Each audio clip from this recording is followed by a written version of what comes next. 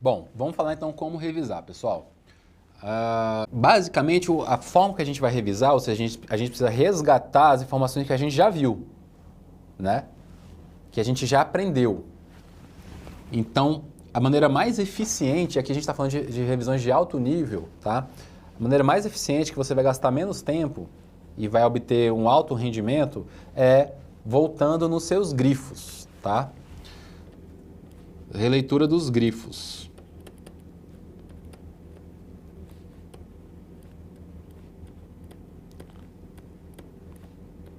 E de anotações. Vou botar aqui pequenas anotações. Então veja que a gente depende, na etapa de revisão, a gente depende do que a gente fez na etapa de aprendizado, que era quando você estava avançando no conteúdo, né? Então, enquanto a gente está avançando no conteúdo, a gente vai realizando os nossos grifos. A gente vai realizando pequenas anotações, né? Puxar aquela setinha em determinada palavra e colocar uma palavra que seja um sinônimo, que possua o mesmo significado, às vezes que tenha uma conexão com outro ponto do conteúdo ou com outro ponto até de outra matéria, né? Pequenas anotações, frases que facilitam o nosso entendimento ali em torno de um determinado ponto do conteúdo, né? Veja que eu não estou falando em fazer resumos. E eu vou falar para vocês por que a gente não deve fazer resumos logo no início, mas que a gente pode sim fazer resumos em um determinado nível de preparação, tá? Vou falar para vocês isso sobre mapas mentais e tudo mais. Então a gente vai, na revisão, a gente vai reler nossos grifos, vai reler as nossas anotações, tá? E a gente vai também refazer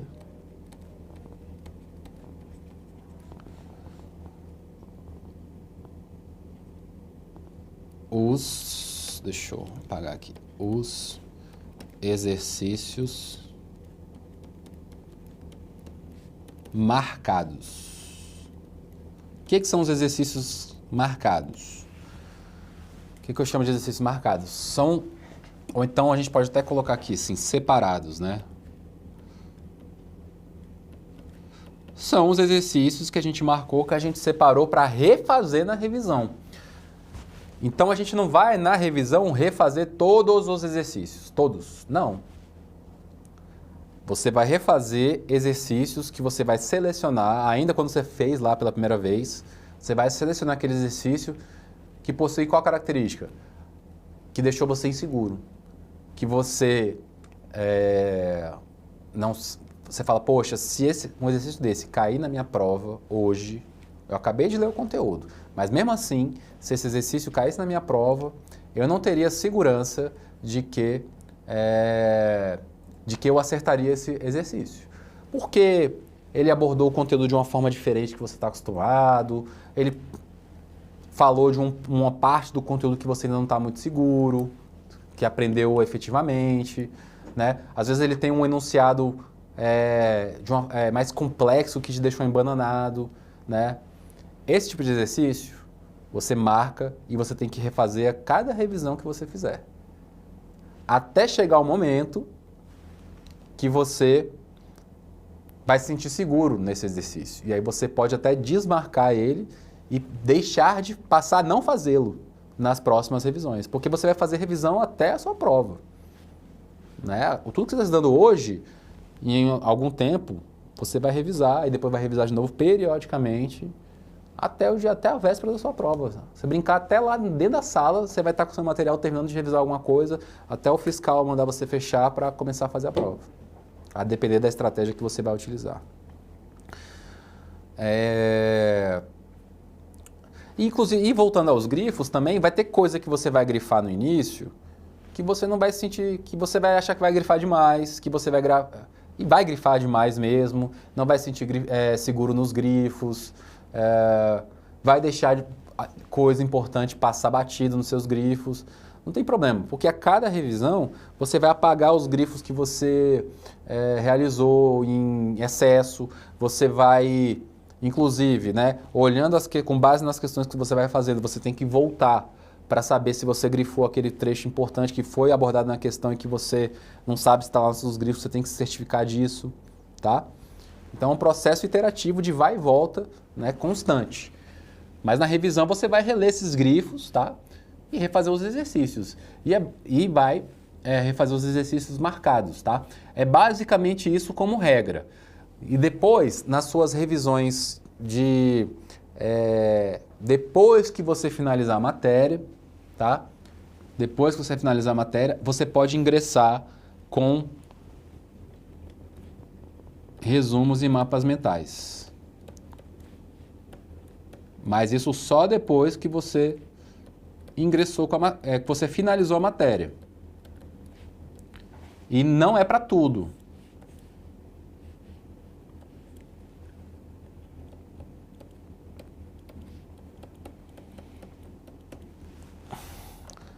Então aqui é antes de finalizar a matéria.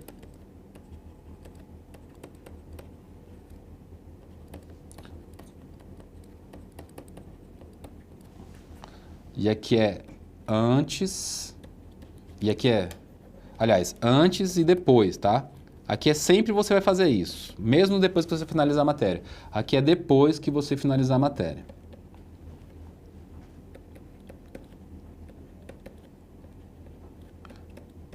Eu só recomendo que você faça resumos e mapas mentais depois de finalizar a matéria, como regra, tá? E eu vou falar o porquê, e aí vocês vão ver que não é uma regra absoluta, tá? Mas eu recomendo como regra e vou te falar os motivos, olha só. Esse processo aqui de releitura de grifos e pequenas anotações é um processo, qual a vantagem dele? É um processo rápido, tá? O pessoal faz muito resumo, está acostumado a fazer resumos logo no início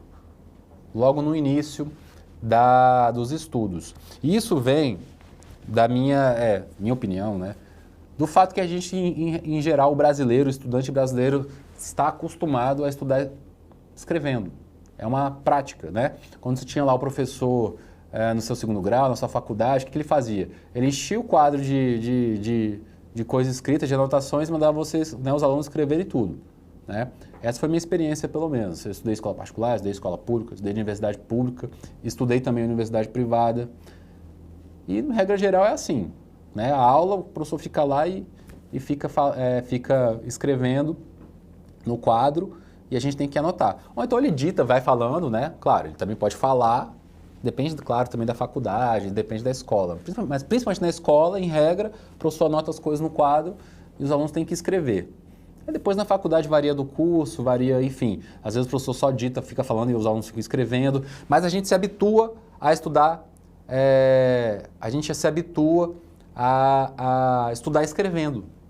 E aí quando a gente começa a estudar para concurso, a gente faz o que a gente sempre fez, escrever, né? E a gente tenta sair resumindo tudo que está escrito no PDF, não é verdade? Só que o que acontece se você fizer isso? Você não vai acabar o edital nunca. Ou pelo menos não para esse concurso do TRF3.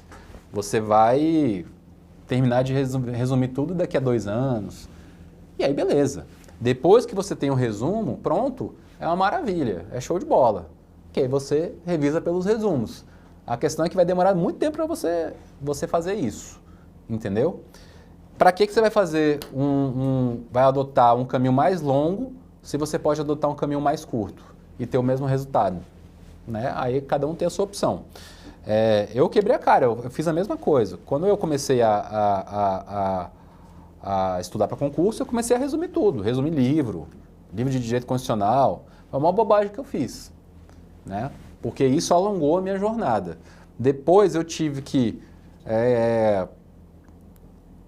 pós-edital, que surgiram algumas matérias novas no concurso que eu queria, e que eu percebi que não ia dar tempo de resumi-las até a prova, eu falei, cara, como é que eu vou fazer para revisar esse conteúdo aqui sem resumi-lo? Sendo que eu tenho aí 60 dias para a prova e milhares de páginas de conteúdo novo, né? Porque o que eu tinha, conteúdo do pré-edital, eu já tinha resumido tudo. E o pós-edital, surgiu um conteúdo novo e muita coisa. Economia inteira, mais 3 ramos do direito inteiro. Então, assim, inviável resumir tudo. Eu falei, cara, quer saber de uma coisa? Eu vou sair grifando aqui o que é mais importante, depois eu vou reler os grifos. E funcionou. E daí depois, hoje a gente sabe que isso é uma coisa que vários concurseiros, é uma boa prática dos concurseiros em geral. E muita gente já adota isso porque a gente transmite aqui no Estratégia há muito tempo esse tipo de técnica. Mas eu, por exemplo, aprendi na minha experiência própria, depois de quebrar muita cabeça, e foi uma coisa que eu tive que fazer porque não tinha como fazer de outra maneira. E depois a gente vê que percebe que funciona. Porque o que importa não é escrever, é só um hábito. E o fato de você escrever resumos extensos não vai te gerar memorização maior que se você simplesmente lembrar. Não, assim, vai até te dar um pouquinho mais de memorização, mas não é nada significativo, nada que vai fazer diferença na sua prova no longo prazo. Você vai lembrar um pouquinho mais no dia seguinte, mas depois você vai esquecer do mesmo jeito. Porque o grande benefício que você obtém nesse processo é revisar o conteúdo, né? E não o fato de escrever ou sublinhar. Sublinhar também, o fato de você sublinhar não vai te fazer lembrar mais. A importância de sublinhar é porque é só que você está identificando que ali é um ponto importante. Mas o fato em si de grifar esse ato aqui não vai te trazer benefício. Assim como o ato de fazer resumo. Assim como o ato de escrever, em geral, traz pouco benefício.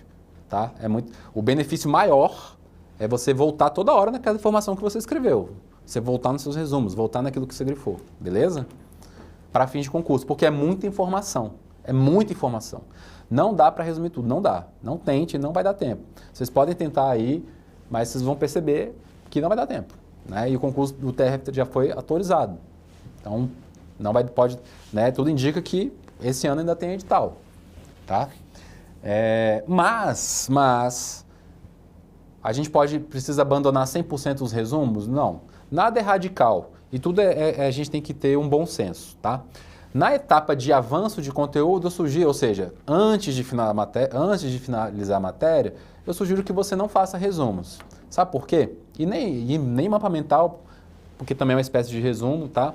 A não ser que sejam mapas mentais com poucas palavras, uma coisa mais assim, só lúdica, assim, uma coisa mais...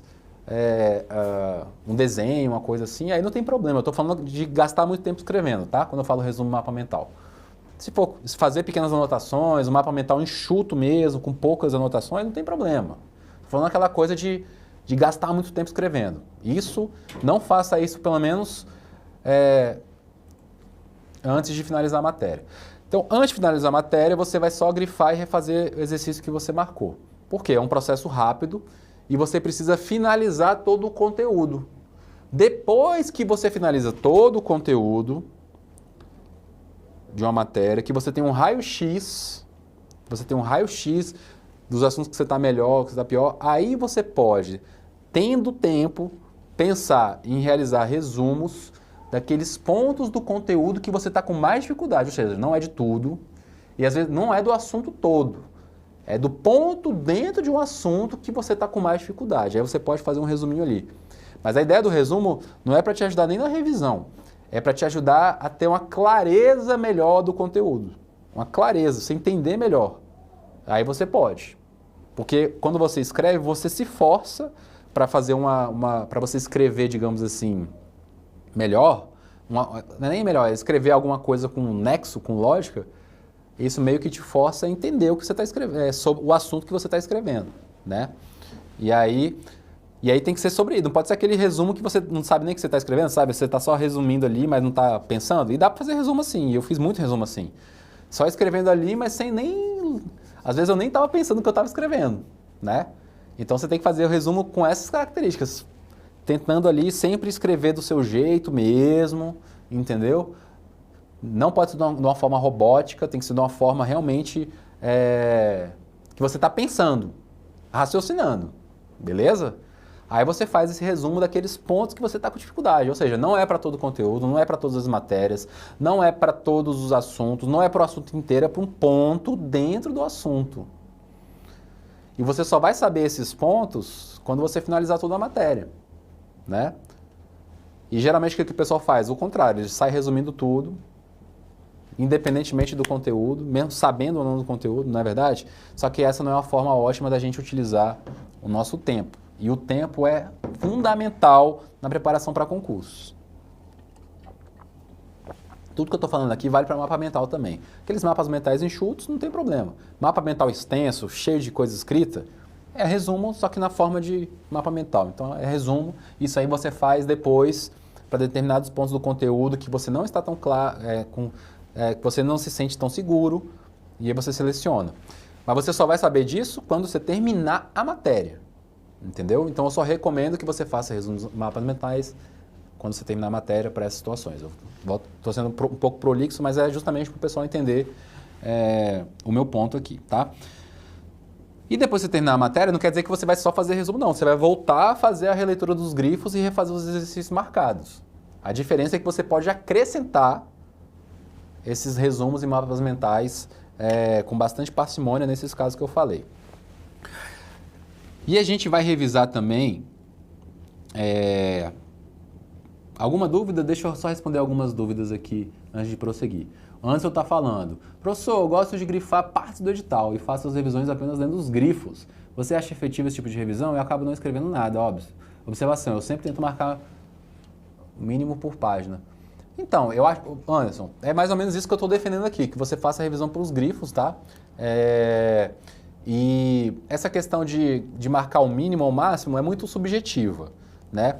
Geralmente a gente grifa aquelas palavras-chave, né? Que, grifando ela, a gente consegue entender todo o contexto daquela expressão, daquele conceito, daquela frase, não é verdade? Então, se você está grifando aquela palavra e só por aquela palavra você já está conseguindo relembrar todo o contexto em que ela está sendo empregada, ótimo. No início, o que acontece? A gente não consegue fazer isso. No início, o que acontece? A tendência é que a gente grife mais, né? Para a gente conseguir relembrar do contexto. Mas à medida que a gente vai relendo várias vezes os grifos, a gente consegue ir enxugando os grifos e continuar relembrando do contexto. Então é isso, por isso que o processo de grifar é um processo, por isso que a gente faz muitas revisões e a cada revisão a gente vai estar diminuindo um pouco os nossos grifos, apagando os nossos grifos. Então é por isso que você, inclusive, grife, se você estuda para o material impresso, a lápis. Justamente por isso, para você apagar depois mais facilmente. Se você estuda no material eletrônico, aí é mais fácil de você eliminar alguns grifos, é só apertar, só você deletar lá no seu PDF, lá no seu leitor de PDF, tá? Vamos lá. Marcela Lima está falando, boa tarde, como fazer revisões por questões? Vou falar sobre isso, beleza, Marcela? Já, acompanha aí. Jaqueline, a Micaela está falando que vai testar os resumos depois, estou fazendo o contrário, ótimo, então evite os resumos, né? A Jaqueline está falando, professor, dá para revisar matemática sinológica só pelo passo estratégico? Se você tiver uma boa base, sim. Uma boa base, sim. Essas matérias, sim, não todas. Matérias que você nunca viu, dificilmente você vai conseguir acompanhar pelo passo estratégico, tá? Porque o passo não é feito para você utilizar sozinho.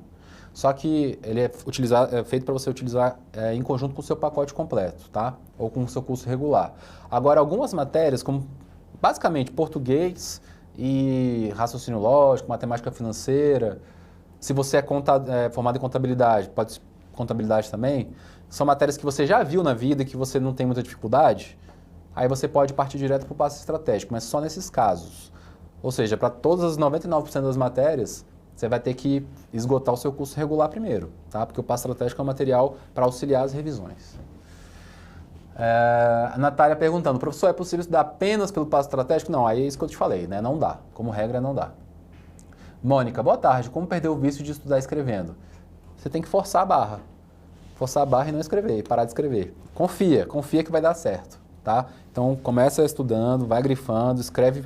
Você não precisa deixar de escrever 100%, você pode realizar algumas observações, não tem problema, isso é ótimo, inclusive, tá? Isso é ótimo.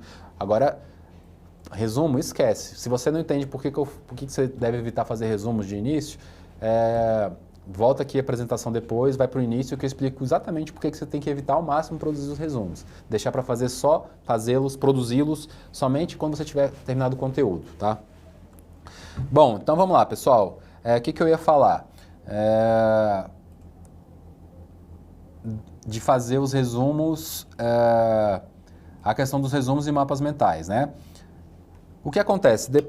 Quando você termina... Por que a gente deve fazer só depois da matéria? Para a gente descobrir ali quais são os pontos que a gente tem maior dificuldade, né?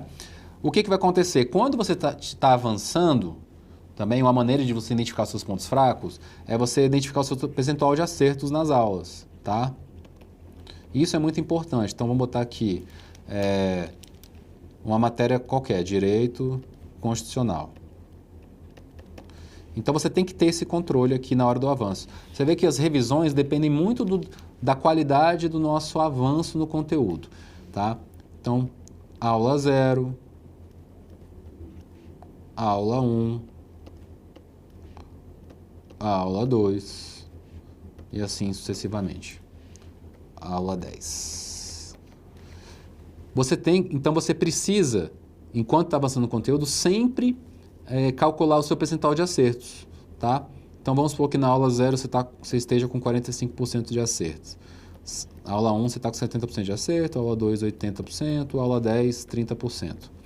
O que acontece? É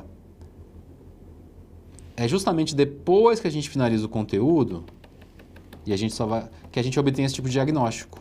Ou seja, a gente consegue identificar quais são os nossos pontos fracos. Os nossos pontos fracos eles são identificados a partir do nosso percentual de acertos, né? Aquelas matérias que a gente está com um percentual de acertos pior tendem a ser os nossos, né, maiores pontos fracos. Então, no caso aqui desse aluno, o maior ponto fraco dele é a aula 10, ele está com 30% de acertos. Então, talvez nesse caso aqui, seja interessante ele dar uma olhada no qual ponto dessa aula que ele está muito ruim, para quê? Para ele fazer um resuminho, para ele fazer um mapa mental, né? Então, aqui é o caso. Inclusive, aqui eu recomendo que se faça o quê? Uma nova bateria de questões. Uma nova bateria de questões. Então, aqui a gente vai colocar esses recursos, tá? Por que a gente não deve fazer... Então, pelo mesmo motivo que a gente não deve fazer resumo para tudo, nem mapa mental para tudo, não vale a pena a gente fazer baterias de questões, novas baterias de questões para tudo, né? A gente tem que primeiro eliminar os nossos pontos fracos. Porque se a gente fizer bateria de questões para tudo, e de uma maneira linear, logo de cara, ou seja, faça a bateria de questões aqui, aí depois aqui, o que acontece? Você não está tem aulas que você está bem, que você não precisa de uma aula de uma nova bateria de questões, pelo menos no início, né? Não é uma forma, porque não é uma forma inteligente de utilizar os recursos, o tempo que a gente tem. A gente tem que primeiro eliminar os nossos pontos fracos, porque isso vai acontecer com outras matérias, inclusive, então, né? E aí depois, se der tempo, a gente faz uma nova bateria de questões para pontos do assunto que a gente está até bem. O que não dá é para sair fazendo tudo de uma vez, né, sem ordem, tá?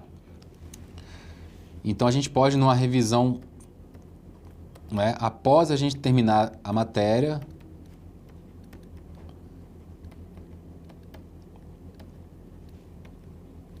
utilizar esses recursos. Então daí a importância da gente terminar a matéria para depois, o quê? Aperfeiçoar. Aqui, na verdade, o que a gente está fazendo aqui é aperfeiçoar o conhecimento.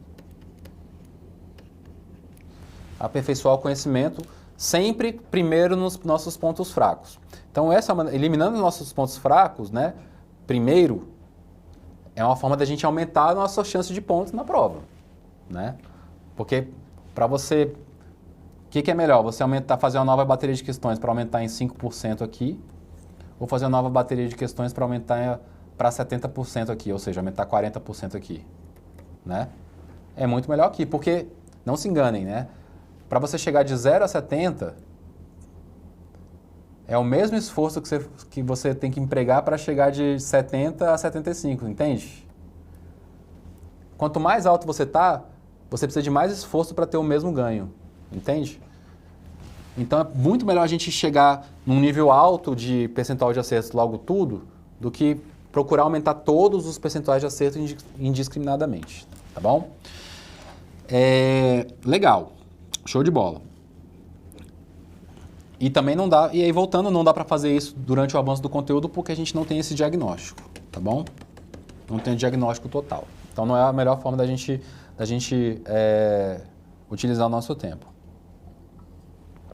Legal, então você já sabe o que é revisão. Revisão, você vai voltar nos seus grifos, né? Vai fazer vai voltar nas suas pequenas anotações, vai refazer os exercícios marcados.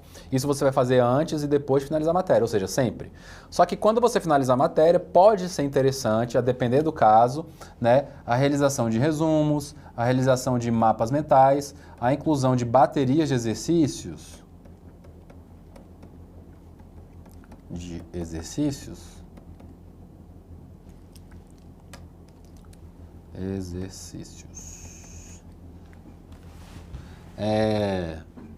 Logo depois que você finaliza o...